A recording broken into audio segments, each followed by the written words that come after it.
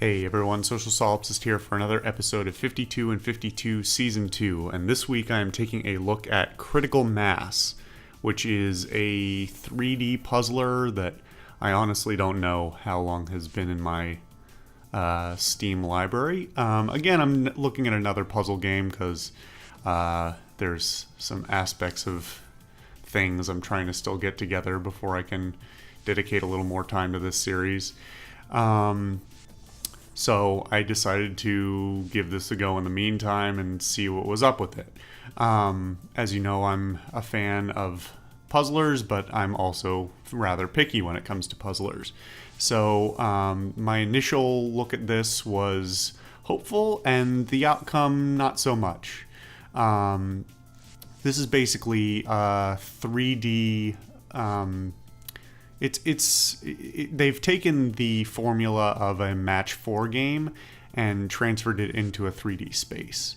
And there's a lot of issues that I have with this on some of the fairly fundamental mechanics.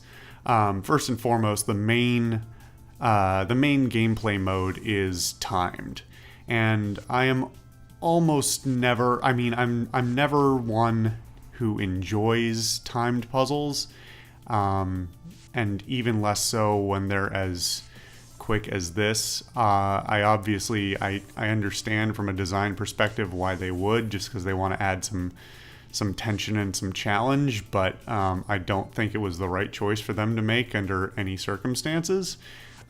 Basically, what you've got is, the way they describe it is, you've got this this cube, this shape that's floating in space, and in following the name, it hits critical mass at some point. Unfortunately, this is very quickly shown to be a misnomer, because based on that, you would think, oh well, if you add too many blocks to it, it's too massive, literally hits a critical mass and explodes. But the reality is, what actually happens is it's just on a timer. And it's not a timer from the last time you placed a block. It's not a timer from the last time you made a match. As far as I can tell, there's no actual numerical values you can follow. I mean, there's no actual timer on screen for you to see how much time you have left or anything like that. And so you're basically just racing a clock you can't see and adding a level of stress for no reason to this otherwise, I was going to say otherwise fine game, but no, it's not even an otherwise fine game, because that gets into some of the other issues as well. This is it's not the only mode. So, at the very least, they decided we have to add multiple modes to this game. So at least they did that much. But when I got into the, I think they call it Zen mode or something like that. I can't remember exactly. It'll be on the screen at some point here.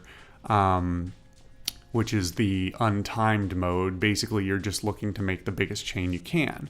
But once I was able to, take a deep breath and think about what I was trying to do, I realized that the base mechanics are even more flawed than this, stressful timer on your progress.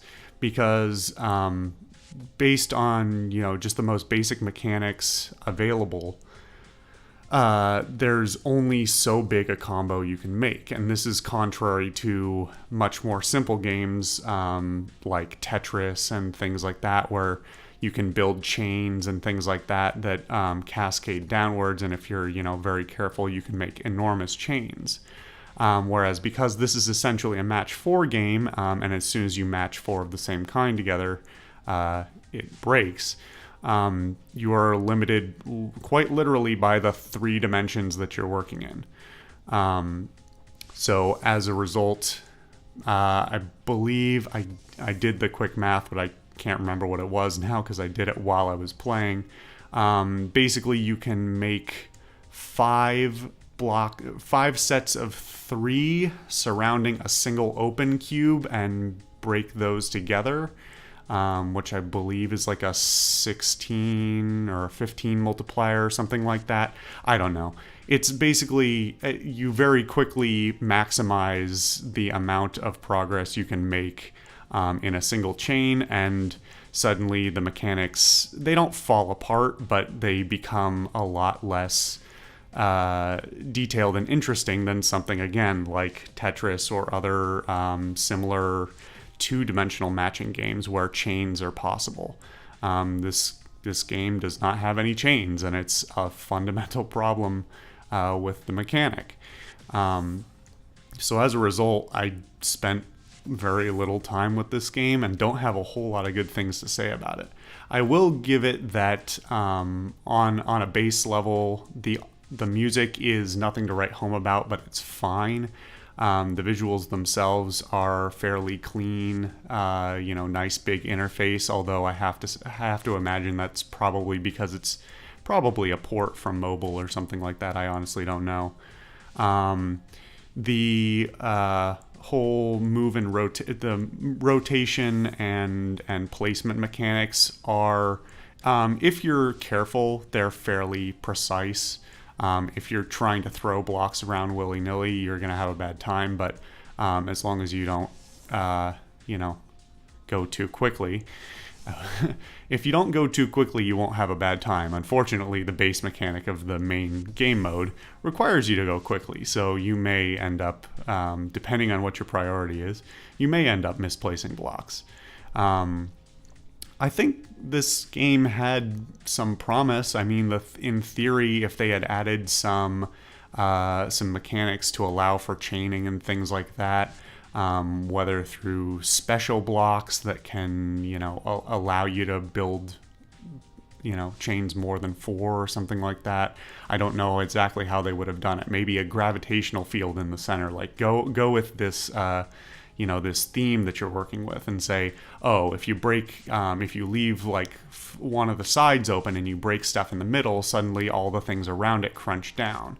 There are a lot of ways they could have made this a really interesting and extremely detailed puzzle game, but at the end of the day, it's incredibly simple and not very interesting and not very compelling.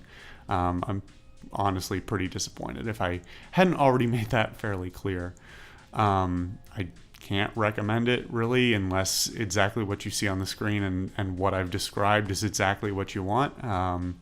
I don't know why you'd want that, but I guess you can if you want. Yeah, that's kind of all I have to say about this game, honestly.